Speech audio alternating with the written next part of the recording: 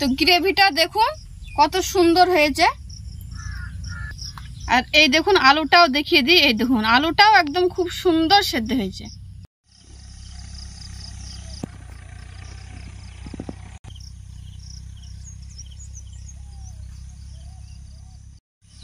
Hello বন্ধুরা, best রাইসে আপনাদের স্বাগত।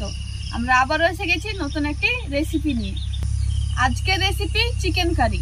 তো চিকেন কারি আমি কিভাবে করি আপনারা ভিডিওটা দেখেন প্রথম থেকে শেষ পর্যন্ত। খুব সহজে এবং কম সময়ে একটু অন্যভাবে চিকেন কারিটা করব।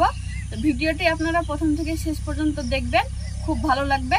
তো চলুন আমি প্রথমেই আপনাদেরকে কি কি নিয়েছি সেটা বলে দিব। এখানে আমি নিয়েছি 400 মতো চিকেন, পেঁয়াজ, আলু, রসুন, টমেটো। এখানে নিয়েছি লবণ, হলুদ, ধনে গুঁড়ো, লঙ্কা গুঁড়ো, তেজপাতা। এখানে নিয়েছি কাঁচা জিরে, কাঁচা ধনে। এখানে নিয়েছি দারচিনি, ছোট এলাচ, গোলমরিচ, জয়ত্রী। আর এখানে নিয়েছি কাঁচা লঙ্কা, শুকনো লঙ্কা। আর এখানে নিয়েছি তেল। প্রথমে আমি আলু কেটে নেব।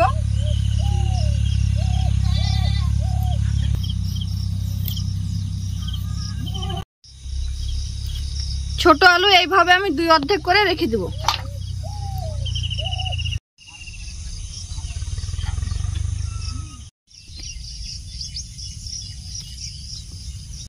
আলু কেটে নিয়েছি। আলু কেটে নেওয়ার পর রসুনের খোসা ছাড়িয়ে নিয়েছি। আর পেঁয়াজ কেটে নিয়েছি। রসুন, পেঁয়াজ আজকে সব মশলাগুলোই বেটে দিব। তো পেঁয়াজও কেটে নিলাম ছোট ছোট করে। এবার আমি টমেটো কেটে নেব।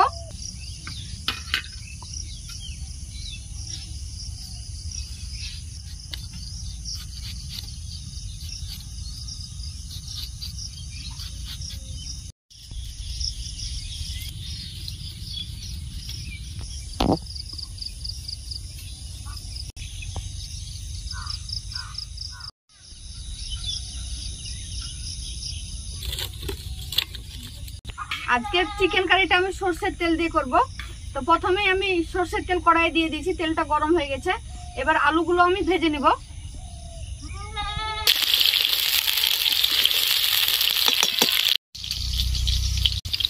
হালকা লবণ, হালকা হলুদ গুঁড়ো,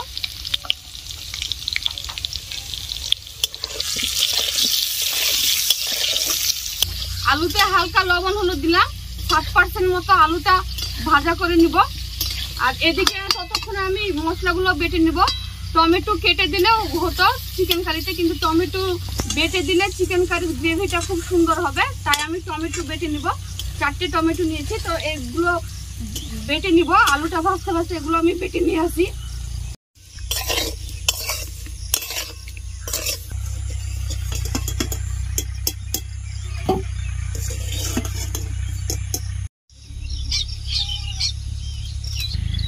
আলুটা লাল লাল করে ভেজে নিয়েছি নুন হলুদ দিয়ে। মাংসটাও লবণ হলুদ দিয়ে ভেজে নিব।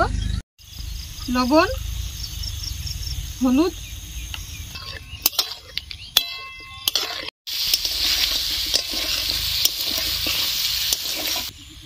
চিকেনটা ভাজা হয়ে গেছে, এবার তুলে নিব। হয়ে গেছে।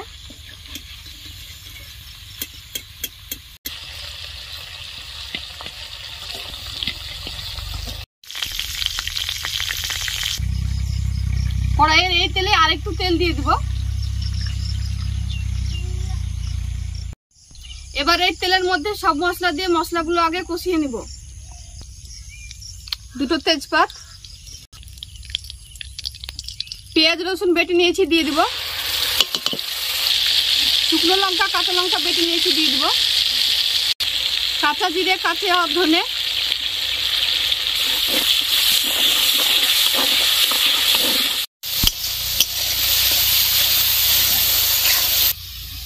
মশলাগুলো 1 মিনিট মতো বেটে ভেজে নিয়েছি।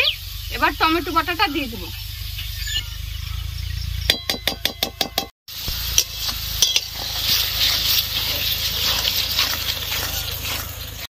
চিকেন আলুতে লবণ দেওয়া আছে তাই কম লবণ দেব। হলুদ গুঁড়ো, কাশ্মীরি শুকনো লঙ্কার গুঁড়ো। এবার সবগুলো মশলা ভালো করে কষিয়ে নিব।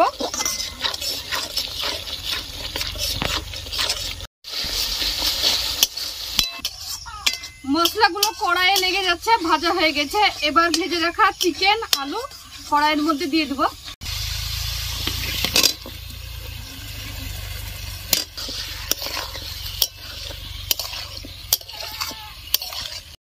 দু 3 মিনিট মতো চিকেন আর আলু মশলার সঙ্গে ভালো করে কষিয়ে নিব।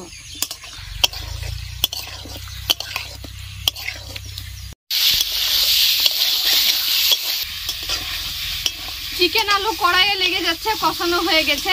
এবার আমি জল দিয়ে দিব। জল দেওয়ার পর 10 মিনিট মতো সেদ্ধ করে নিলেই চিকেন কারি রেডি হয়ে যাবে। যেহেতু এগুলো আগে থেকে সেদ্ধ করা, ভেজে রাখা, তাই বেশিক্ষণ সেদ্ধ করতে হবে না। তো এবার আমি জল দিয়ে দেব।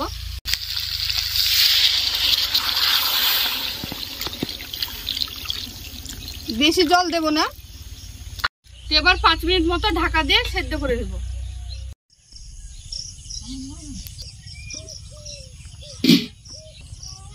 তেল ছড়িয়েছে কি সুন্দর। তো আর 2-1 মিনিট জাল করব। আবারও ঢাকা দিয়ে রেখে দেব। আরো 1-2 মিনিট ঢাকা দিয়ে আমি সেদ্ধ করে নিয়েছি।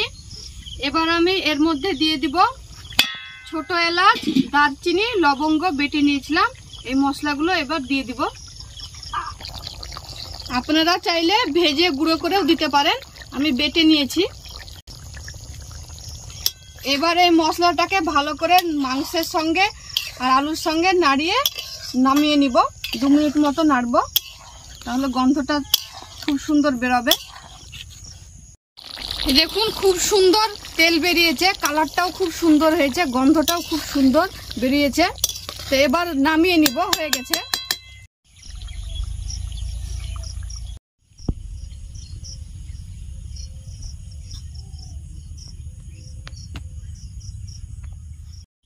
আমি অল্প সময়ে খুব সুন্দরভাবে চিকেন কারিটা বানিয়ে নিয়েছি।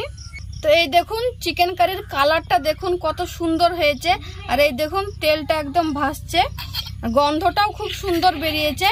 মানে বলে বোঝানো যাবে না, এত সুন্দর লাগছে দেখতে, খেতেও সুন্দর হবে। এইভাবে আমি বাড়িতে চিকেন কারি করে খাই। তো গ্রেভিটা দেখুন কত সুন্দর হয়েছে।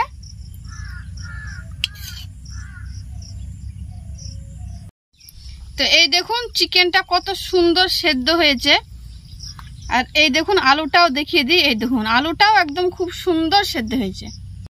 তো এইভাবে আলু দিয়ে চিকেন কারি করে খাবেন, খেতে খুব সুন্দর লাগবে। আর এটা খুবই সুন্দর হয় খেতে, খেতেও যেমন সুন্দর হয়, দেখতেও খুব সুন্দর হয়। আর বাড়িতে এইভাবে চিকেন কারি করে খাবেন আর কমেন্টে জানাবেন কেমন হয়েছে। আর আমাদের চ্যানেলে নতুন হলে আমাদের চ্যানেলটিকে সাবস্ক্রাইব করে আমাদের সঙ্গে থাকবেন। ভালো থাকবেন, সুস্থ থাকবেন। আজকের ভিডিওটা এখানেই শেষ করলাম।